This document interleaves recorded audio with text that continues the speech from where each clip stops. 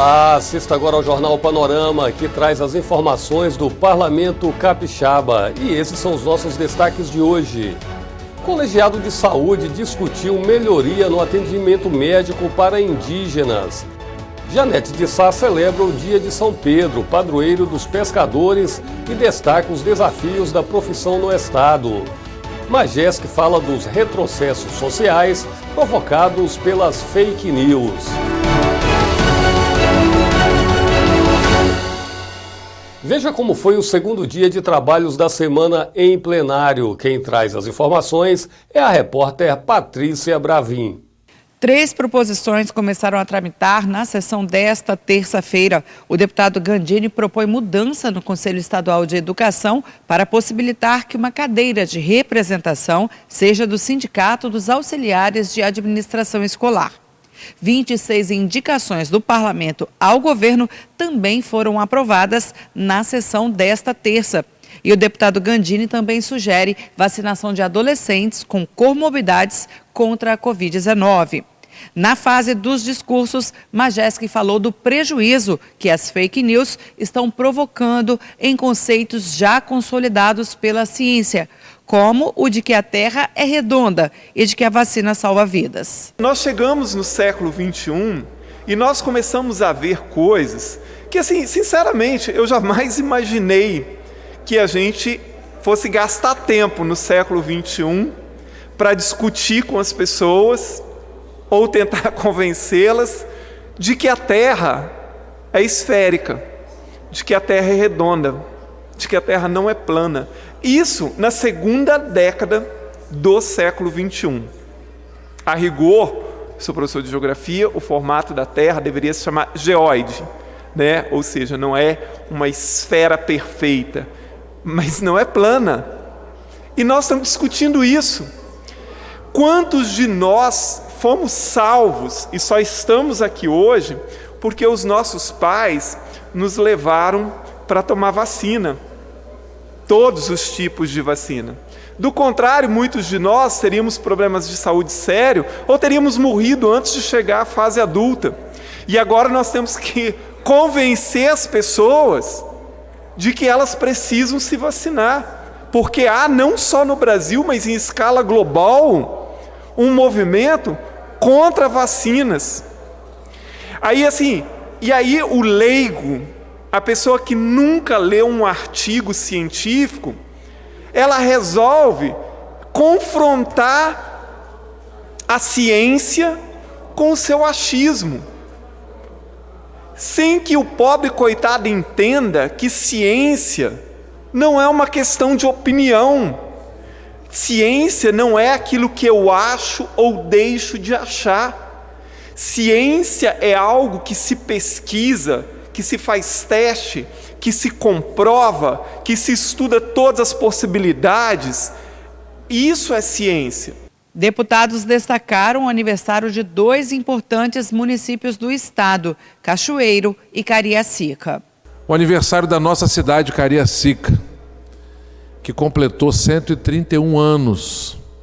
Aliás, é o mês de aniversário da cidade. Oficialmente, é 30 de dezembro, a data oficial, mas por conta do padroeiro da cidade, essa data é comemorada desde a década de 70. E eu quero aqui cumprimentar a todos os meus amigos, amigas, irmãos e irmãs, moradores assim como eu, da nossa cidade de Cariacica,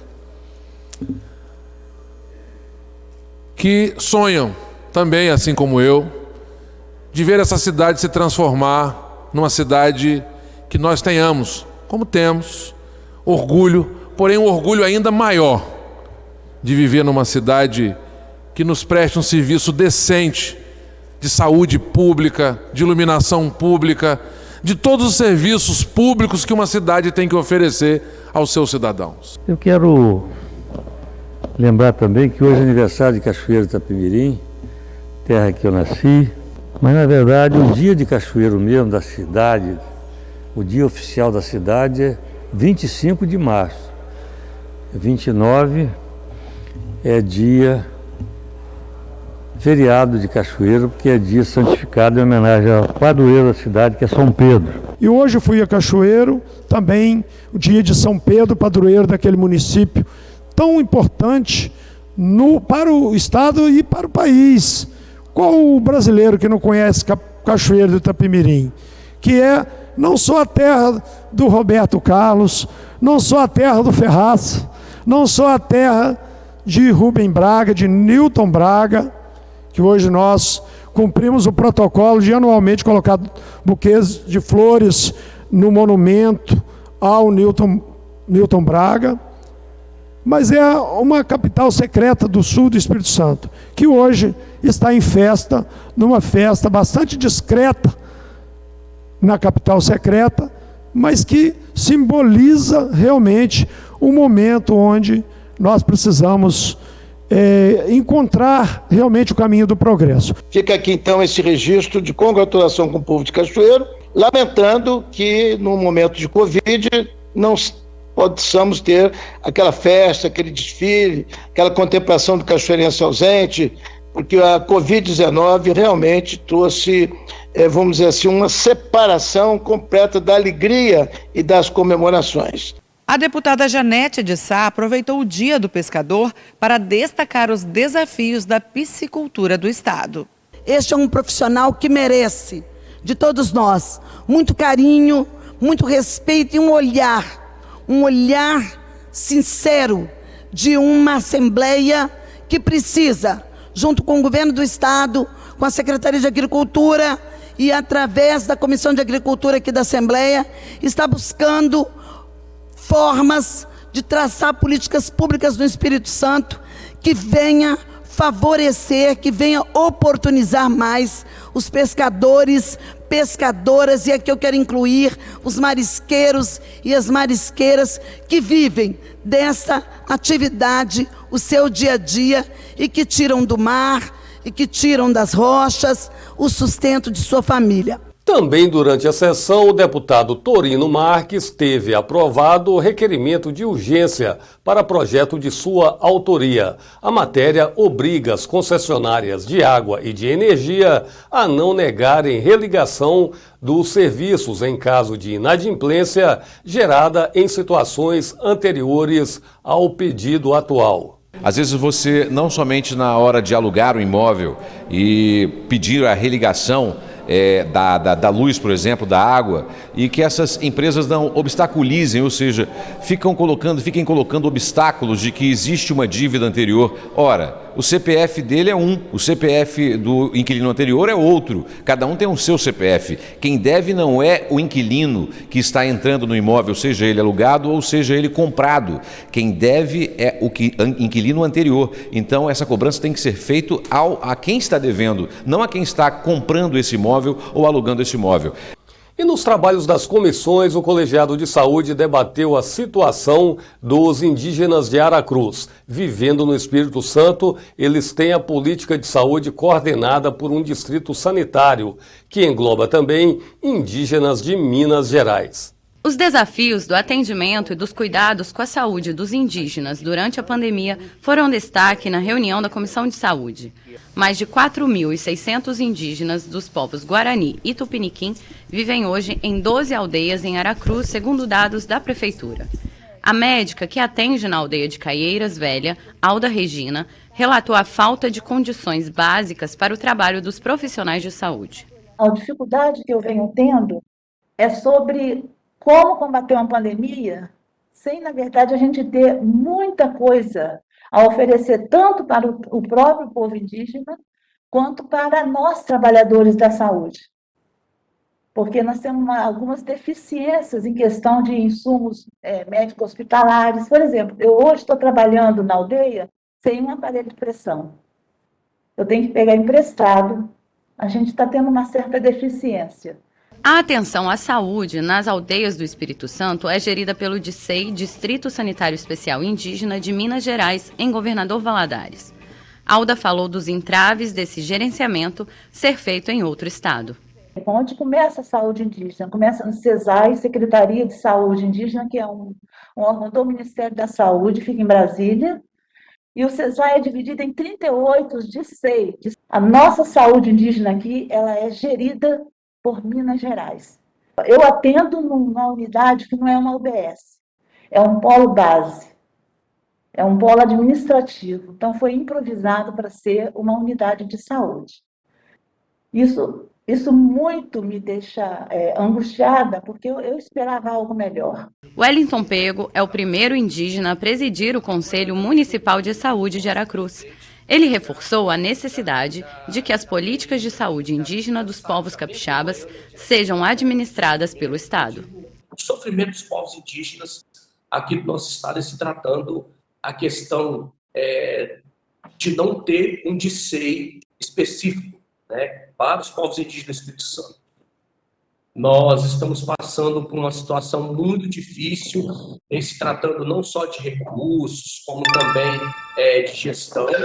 A Comissão de Saúde pretende marcar uma reunião com o Ministério Público e o secretário de Estado da Saúde, Nésio Fernandes, para discutir as demandas. Não tem sentido mais o DICEI não ser aqui no Espírito Santo. Isso é um absurdo, isso nós temos que brigar até. Nós vamos convidar a doutora Inês, que ela acompanha a Comissão de Saúde, e é do Ministério Público, e o Ministério Público, o dever do Ministério Público é defender o cidadão. Então, não tem como deixar de defender os indígenas.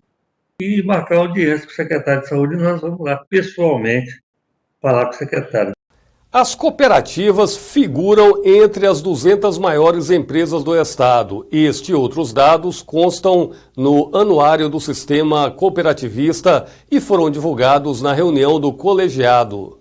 O cooperativismo capixaba movimentou 6,6 bilhões de reais em 2019, representando mais de 5% do PIB estadual.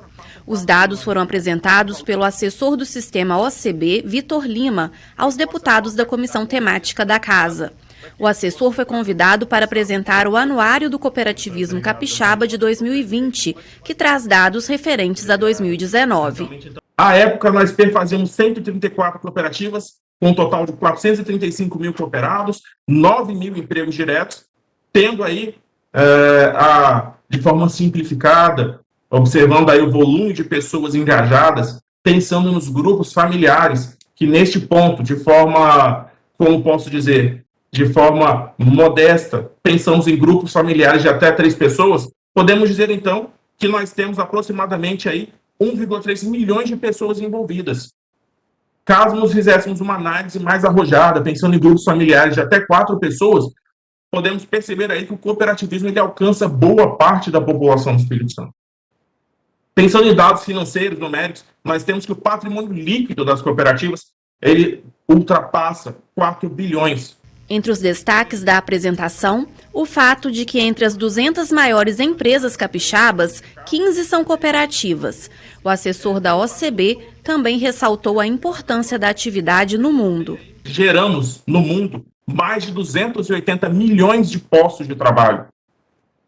Percebam, então, que o cooperativismo é uma solução para o desenvolvimento da economia, para estímulo do empreendedorismo, entre outras ações.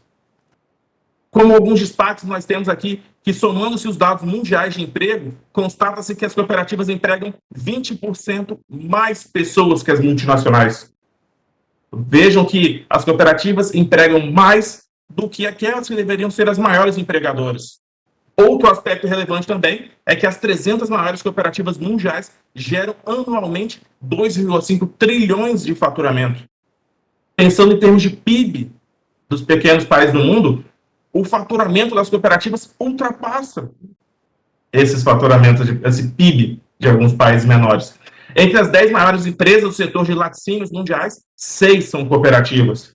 Para o presidente da comissão, deputado Pastor Marcos Mansur, os números apresentados são animadores e também representam um desafio para o setor. Quando a gente vê que a nossa participação no PIB do Estado, ela está em torno de 5%, 5 alguma coisa por cento, né? Quer dizer, a gente vê que ainda tem muito terreno a ser conquistado, né? É uma média que também acompanha basicamente a média nacional. A média capixaba, ela está dentro da média nacional, que também está em torno de 5% da participação do PIB, né? E a gente encara isso, na minha opinião, nós, os cooperativistas, o setor cooperativista, tem que encarar isso como um desafio. A gente não pode se acomodar e achar que está legal, que está bom, não. Nós temos ainda muito espaço para a gente conquistar. E o Jornal Panorama de hoje vai ficando por aqui. A gente aproveita para lembrar que o inverno chegou e tem muita gente com frio. Você pode ajudar fazendo doações de casacos, cobertores e roupas. Essas doações podem ser feitas aqui na Assembleia, só deixá-las no andar térreo da casa, no horário de 7 da manhã às 7 da noite. TV Assembleia agora mais perto de você no canal 3.2.